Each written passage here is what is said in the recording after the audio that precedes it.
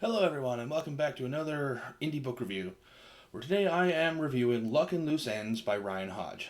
And before I begin, I gotta say, I feel kind of bad. He sent me this book back in November of 2018. Took me kind of forever to get to it. So, yeah, I feel kind of bad about that. Because once I actually sat down to read it, it actually didn't take me very long. So, that's out of the way. Let's do the review. So, plot. Luck and Loose Ends is about this thief named Calissa, who is a guy, and his misadventures trying to find fortune and riches as a burglar. And basically, it deals with these black-eyed monsters and demons, and a lot of it I really can't get into because, it would enter spoiler territory, but let me just say, I haven't read a book like this before. And it was kind of a nice change of pace. It was kind of, this really interesting world. And I've got to say, in terms of plot, I'm going to give it a straight up 5 out of 5. Like, it was strong. It did everything that it needed to do. It had a few twists and turns that kept me interested. And I really had no problem with it. Like, it was just really good. Characters. This is where some of the critiques are really going to get into it, because Calissa, for the first half of the book, is almost unbearably cocky. I really could not get behind this character for the longest time. It wasn't until he met Petra, and even then, it was kind of more after and around he got through the whole church aspect that he became a bit more humble and, actually became a bit more of a likable character. Because before then, he was just way too cocky. Petra, excellent character. Loved her character. She was cocky in the right places, humble in the right places. She was basically what I wanted Calissa to be. And the only other real major character is Captain Hawk, who, honestly, for the first little while is kind of bland. He doesn't really have much of a character to him. And I think some of that is kind of just to keep you guessing as to where it's supposed to go. And maybe in a way to kind of trick you into not thinking that he's going to be in the whole new world and stuff like that. And later on, once Captain Hawk actually has a set goal, his character becomes way more dynamic and way more interesting. It's just a little boring before that. So character, I'm going to give it a 3 out of 5. Really good job for the last half of the book. Before then, it was good in terms of character, but a little hard to get through at times. Research and imagination. Holy Christ, the imagination in this book. I am beyond impressed. The monsters that he came up with are really interesting, especially the big demon. Really interesting character design. The monsters with black eyes, I mean, not entirely original, but at the same time done in kind of an original way. I was impressed with that. In terms of research, the language that they use seems fairly authentic for the period that the fantasy world seems to be imitating, which is kind of a colonization era, like 1700s kind of thing. That's where I kind of pinned it in terms of like technology and all that.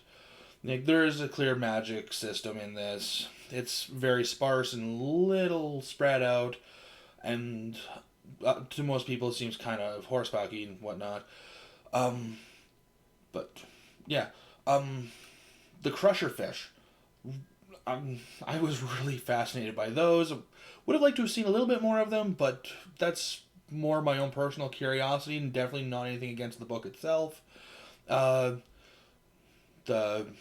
bird monsters, I can't remember their names off the top of my head. Those seemed interesting. Like, hands down, just great research and imagination that went into this book. 5 out of 5, loved it. Nothing wrong with it. Writing. The writing was fine. I really didn't have a problem with it. It was a little. I did find it to be a little clunky in places. Nothing that really took me out of it too much. Like, I was able to pick up on it fairly quickly. And there was a couple of points where I had to try and, I had to go back a paragraph or two and reread what had happened, because it just kind of happened bang, bang, bang so fast. But far from that, it was fine. Like, I really didn't have a problem with it. So writing's going to get a 4 out of 5. And lastly, the ending. If you do not want spoilers, go down to this time. So, the ending.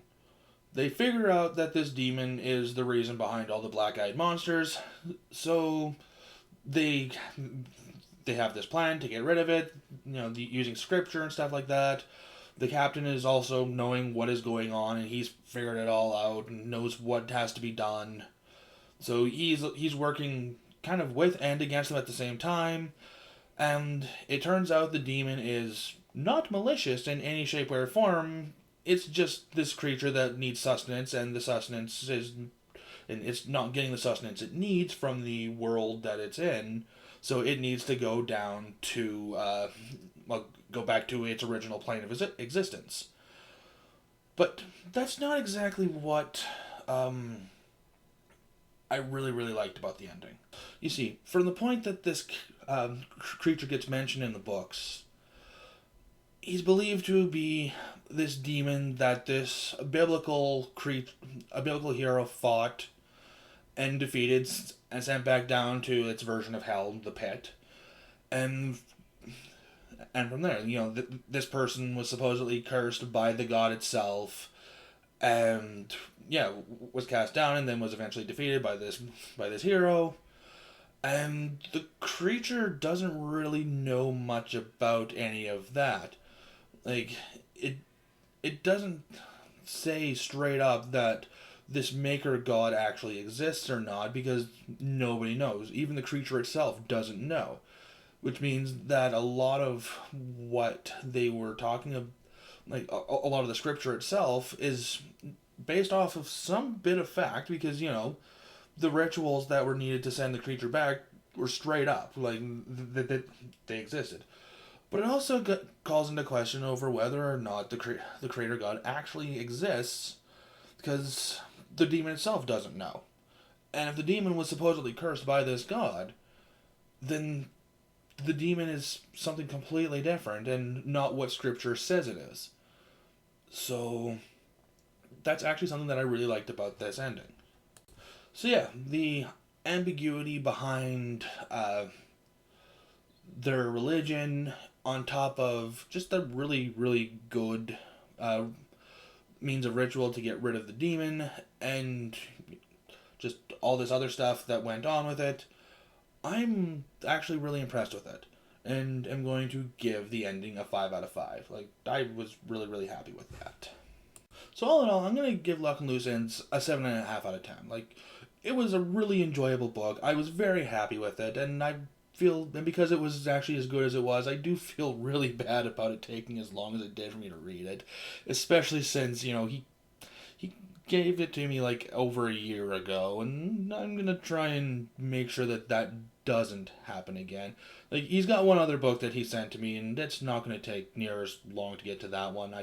I promise, I swear. I've got a few other books ahead of that one, but it's not going to take me near as long.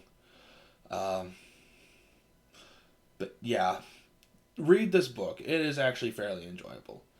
And with that, that's all I got for you. Have a good one, ladies and gentlemen.